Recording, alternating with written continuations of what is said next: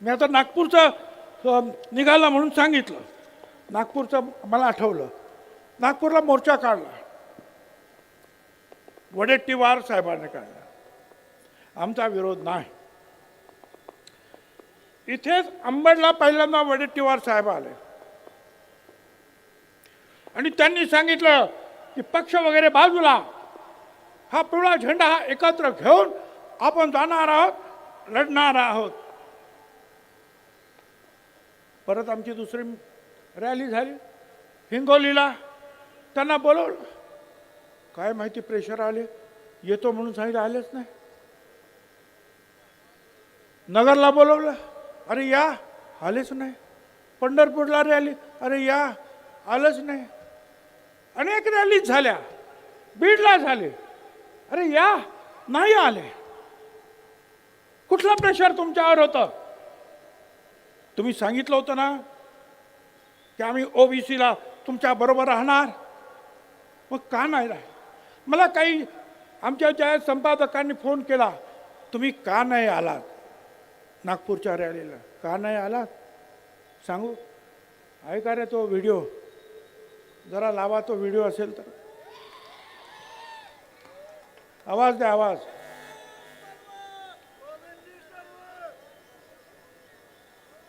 अरे आवाज आहे का नाही त्याला? मला ओबीसी. जय शिवराय भावन. तर काँग्रेसचे आपले वडेट्टीवार काका कसे डबल ढोलकी ते बघायचंय का? बघायचंय? गाण्या लाव रे तो व्हिडिओ. मी आजही जोरगीराने सांगतो आपल्याला, मला ओबीसीतून या, कारण हा निजामच्या वेळेस मराठवाड्यातला कुणबी समाज, मराठा समाज हा ओबीसी होता, हे मला माहित आहे. हे मला माहित आहे. पण 2 महिन्यापूर्वी जो मिटिंग घेतली होती, 2 महिन्यापूर्वी, 3 महिन्या 4 महिन्याच्या पूर्वी मुख्यमंत्र्यांच्या उपस्थितीमध्ये जी बैठक झाली आणि त्या बैठकीमधला मसुदा काय ठरला, त्याचा प्युअर काय ठरला, टर्म ऑफ रेफरन्स काय ठरला, की ज्या वेळेस तुमची मागणी आली की कुणबी म्हणून ओबीसीना, आंदोलन ओबीसीना आरक्षण देण्याची, त्यावेळेसचे दाखले मागितले गेले, त्यावेळेसचे पुरावे मागितले गेले. त्यावेळेस कोणी मागितले? त्यावेळेस कमिशनरला त्याचं अध्यक्ष केलं गेलं, पण ते मीटिंग एकही झाली नाही. 4 महिन्यात एकही मीटिंग झाली नाही, हे आपल्या सगळ्यांना माहित आहे. माझी इच्छा आहे, माझी भूमिका मी मांडायसाठी आलो. एक ओबीसीचा नेता म्हणून, विरोधी पक्षाचा नेता म्हणून, एक काँग्रेस कार्यकर्ता म्हणून माझी भूमिका आहे. तुम्हा सगळ्यांना, मराठा सगळ्या समाज, माझ्या विशेष करून या मराठवाड्यातील जो निजामाच्या काळात कुणबी म्हणून होते, तुम्ही घेतला नाही, विदर्भातल्या लोकांनी घेतला, त्याचा आनंद घेतला, त्याचा म्हणजे आरक्षणाचा फायदा घेतला, तुम्ही घेतला नाही. पण आजही आमची भूमिका आहे की महाराष्ट्रातील ओबीसी समाजांना, आपल्या मराठा समाजांना ओबीसीतून आरक्षण द्या, ही माझी भूमिका आहे. परत ऐकायचंय, मराठा समाजाला ओबीसीतून आरक्षण द्या म्हणताय. आता याचं काय सांगायचं आहे? हे सगळं जे आहे फिरतंय, सगळं व्हायरल होत आहे. वडेट्टीवार, एकच मुद्दा घेऊन तुम्ही उभे राहा, आम्ही तुमच्या बरोबर आहे. पण जरांगीच्या तिथे जाऊन एक बोलणार, मराठा समाजाला आरक्षण दिलंच पाहिजे म्हणून. अंबडच्या मीटिंगमध्ये येऊन तुम्ही सांगा आम्ही तुमच्या बरोबर आहोत, नंतर आमच्याकडे आमचा परत पाठ फिरवणार, हे कसं काय शक्य आहे? आणि म्हणून मी त्यांना सांगितलं, त्या संपादकांना, बघा हे व्हिडिओ, तासाला जर तुम्ही बदलायला लागलात तर ओबीसी समाजाचा घात होईल. तुमचं लक्ष, मी पक्षासाठी काम करत नाही इथे, हे कुणी पक्षासाठी काम करत नाही. आम्ही इथे ओबीसीसाठी काम करतो. आम्ही पक्षाच्या दावणीला बांधले गेलो नाही. पक्षाच्या वेळेला आम्ही पक्षाचं काम करू, पण ओबीसीचं आल्यानंतर फक्त ओबीसी साठीच लढणार. तुम्हाला राजकारण करू नका. तुम्ही फक्त तिथे देवेंद्र फडणवीसला काढा, देवेंद्र फडणवीसला काढा. अरे तुम्हीच तर म्हणाला होतात ना मराठा समाजाला आरक्षण द्या, आणि परत म्हणतात देवेंद्र फडणवीसला काढा. तुमचं राजकारण आहे. ज्यांनी हे दिलं, हे सगळं केलं, त्या विखेंचं नाव घ्या ना. ते नाही, त्याच्यातून तुमचं राजकारण डोकावत आहे. मेहरबानी करा. मला माहिती आहे तुमच्या सगळ्या पूर्ण मतदारसंघामध्ये ओबीसी आणि मागासवर्गीय आहे. तुमचे नेते सुद्धा ओबीसी बद्दल आता चांगलं बोलतात, आणि तुम्ही वारंवार जर बदलत असाल तर हे चालणार नाही. माझी आपणा सगळ्यांना वाद जोडून विनंती आहे. मगाशी मी सांगितलं की सगळे तुम्हाला सगळ्यांना माहिती आहे. पात्र शब्द सुद्धा काढले, काय काय काढलं मागे सुद्धा मी सांगितलं. अहो खोडाखोड हे अशी, हे सगळं मी दिलं, हे सगळ्या मुख्यमंत्र्यांना सुद्धा दिलं. हे बघा, हे कसे काय तुम्ही पत्रके देत आहेत. मराठ्याला कू लावतात. कू मराठा, मराठा कू. अरे काय चाललंय, सगळं खडाखोड करून हे सगळं थांबवा. नाहीपेक्षा मोठी अडचण निर्माण होईल. लढाई तर आम्ही लढणार आहोत, कोर्टात पण लढणार, सगळीकडे लढणार, परंतु राजकीय लढाई सुद्धा आम्हाला कदाचित लढावी लागेल. आतापर्यंत आमच्या ज्या नेत्यांनी सांगितलं, त्यांनी सांगितलं ना धरिंदे पाटलाने की ओबीसीना पाडा, तोच आदेश आम्ही सुद्धा देऊ शकतो की जे जे ओबीसीच्या मुळावर उठलेले असतील, ती कुण्याही समाजाचे नेते असू दे, त्यांना धाराशिव केले आडवे करा, त्यांना आडवे करा, एवढंच तुम्हाला मी सांगतो.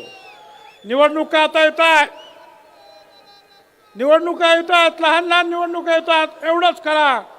धनगर उभा राहिला तर माळी नको, माळी उभा राहिला तर तिथे वंजारी नको. एका विरुद्ध एक लढा, विजय तुमचा आहे. दलित, आदिवासी, मुस्लिम सगळ्यांना एकत्रित घ्या, विजय तुमचा आहे. जर तुम्ही अशा रीतीने जर लोकांना मार्गदर्शन करत असाल तर आम्हाला सुद्धा ते करताय. एका मोठ्या नेत्यानं मला फोन केला विरोधी पक्षाच्या, की आम्ही जरंगेला त्या दरिंदेला भेटायला गेलो तर तुम्ही आमच्यावर टीका करता, आणि तुमचे हे विखे पाटील कारण नसताना परत परत जात आहेत, तेव्हा तुम्ही का गप्प बसतात. मला त्यांना सांगायचं, आम्ही त्यांना सुद्धा सोडणार नाही, गप्प बसणार नाही. आणि या बीजेपीच्या नेत्यांना सुद्धा सांगतोय, तुमच्या लोकांना आवरा. तुम्ही आता केलात ना, आम्ही कोर्टात लढू. तुम्ही अशा उलटे सुलटे आदेश दिलेत ना, आम्ही रस्त्यावर लढू, आम्ही निवडणुकीत लढू. नाहीतरी आतापर्यंत तुमच्या पाट्या उचलल्यात ना रे आम्ही. एक दिवस असा येईल की आमचा हा गोर गरीब ओबीसी भटका विमुक्त हा सुद्धा पालखीत बसेल, आणि तुम्हाला सतरंजा उठवायला लावल्याशिवाय राहणार नाही. हे तुम्ही केलात, हे ओढवून आणलं हे संकट. मराठा समाजातील नेत्यांना मी जेव्हा सांगतो अरे बोलायच्यावर, सगळे एकदम मूग घेऊन बसलेले आहेत. त्याचा अभ्यास नाही, आरक्षण कशासाठी हे खातात हे माहित नाही. तो सांगतो आणि तुम्ही टाळ्या वाजवता, गप्पा बसता, फक्त राजकीय फायद्यासाठी. तुमचा राजकीय फायदा जर त्याच्यात असेल तर राजकीय नुकसान कसं करायचं हे सुद्धा मला माहिती आहे, हे तुम्ही लक्षात ठेवा. आतापर्यंत खूप आम्ही सहन केलं, पण जेव्हा आम्हाला कळलं चुप रहकर क्या मिलता है आखिर, चुप रहकर क्या मिलता है आखिर, दिल का दर्द ही बढ़ता है, उठानी पड़ती है आवाज जब पानी सर के ऊपर चढ़ जाता है.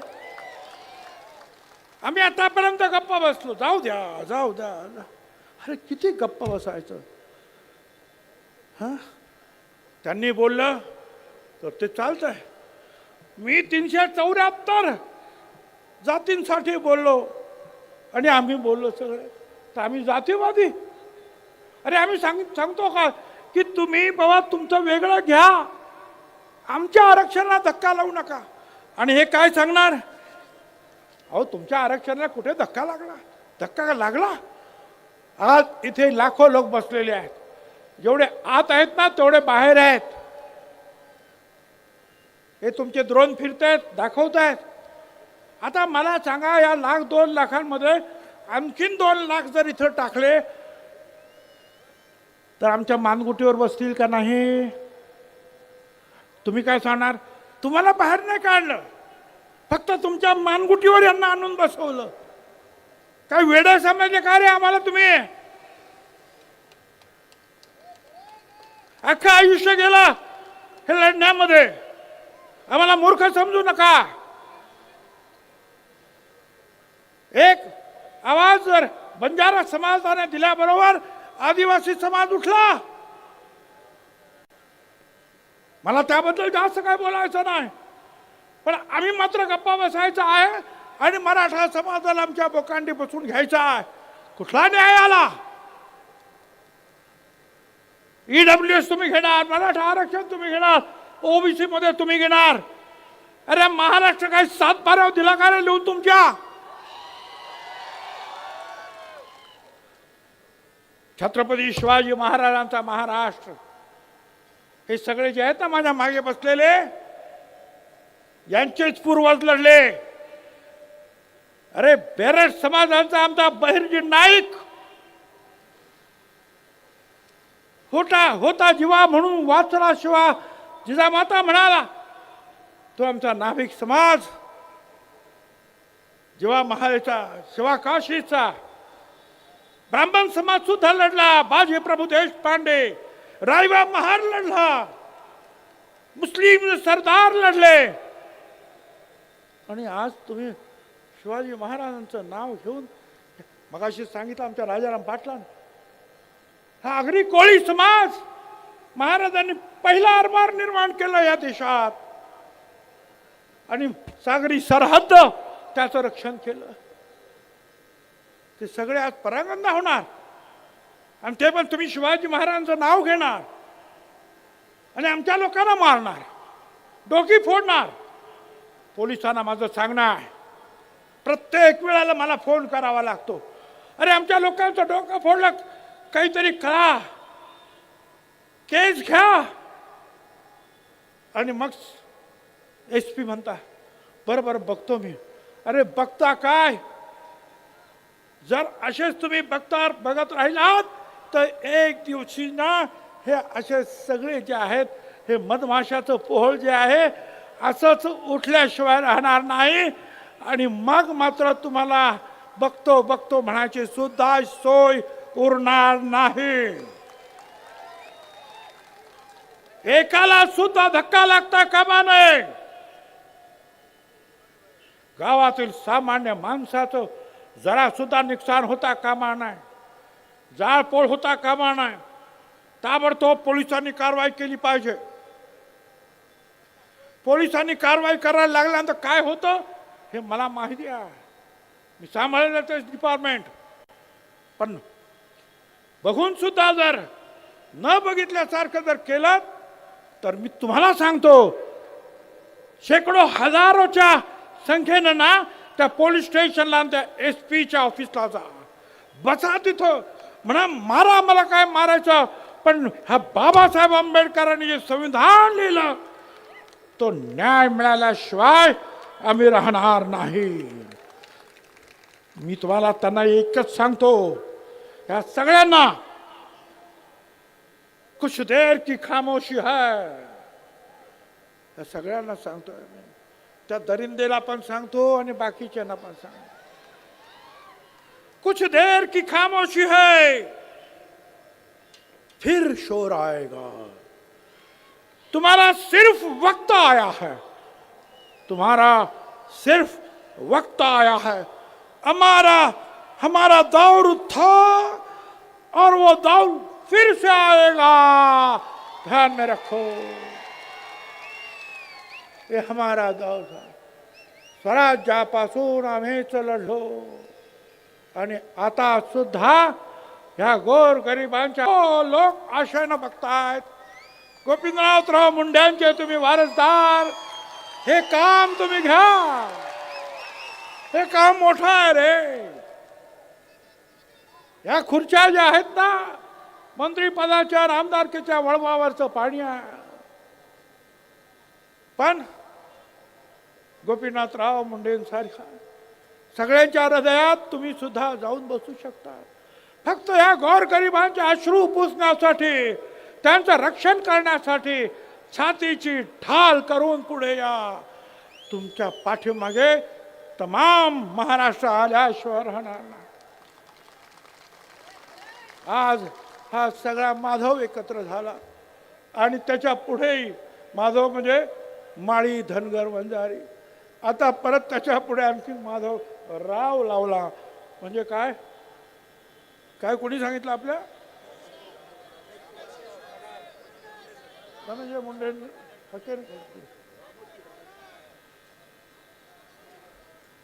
तर यांना सुद्धा सगळ्यांना बरोबर घ्या. वेगवेगळ्या 374 जाती आहेत. आमचा भटका आहे. अरे काय भटका म्हणजे किती, मर्यावाले, देवी घेऊन जाणारे, या गावातून त्या गावातून पालं घेऊन जाणारे. काय करायचं.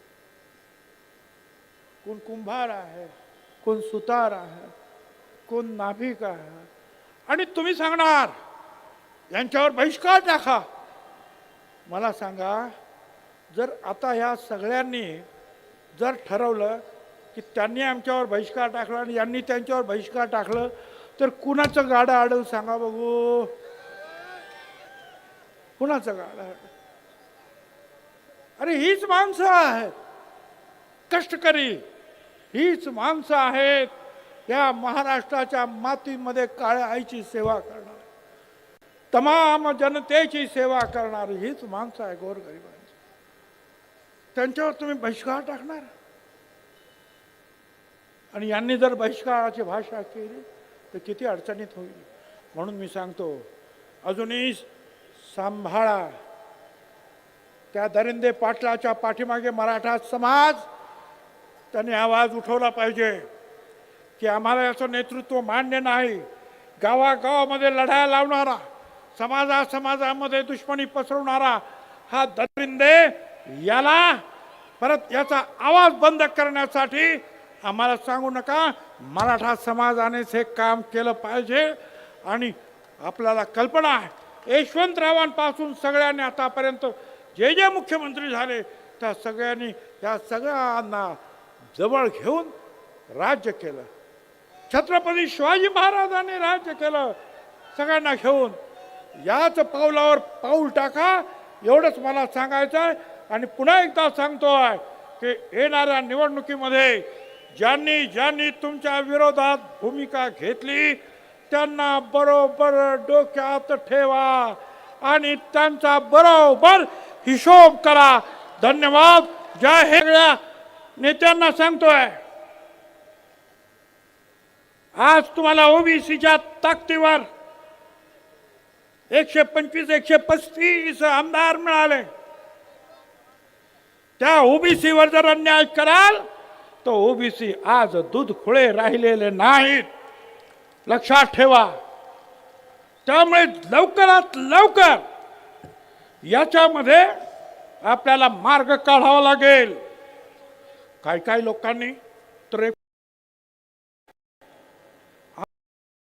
आर्थिक दृष्टीने मागे आहे पण सामाजिक दृष्टीने मागे नाहीत, म्हणून त्यांना रिझर्वेशनमध्ये जागा देता येत नाही. आणि म्हणून हा 10% EWS आणला. मगाशी ज्यांनी सांगितलं आमच्या सगळ्या आमदार, एका EWS मध्ये 10 मध्ये 8 मराठा समाजाचे लोक निवडून आले होते. बघा, 100% मधले 10%तले 8% एकच समाज. तरी सुद्धा म्हणाले आम्हाला मराठा समाजाला आरक्षण पाहिजे. आम्ही म्हटलं मग द्या.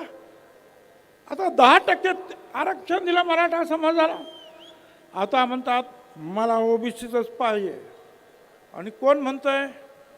ज्याचा काही अभ्यास नाही, ज्याला आरक्षण कशा, अरे आरक्षण सामाजिक दृष्ट्या जे मागास आहे त्यांच्यासाठी आरक्षण आहे. आरक्षण गरिबी हटावचा कार्यक्रम नाही. आणि माझ्या सगळ्या तमाम बांधवांना महाराष्ट्रातील मी आपल्या सगळ्यांना सांगू इच्छितो,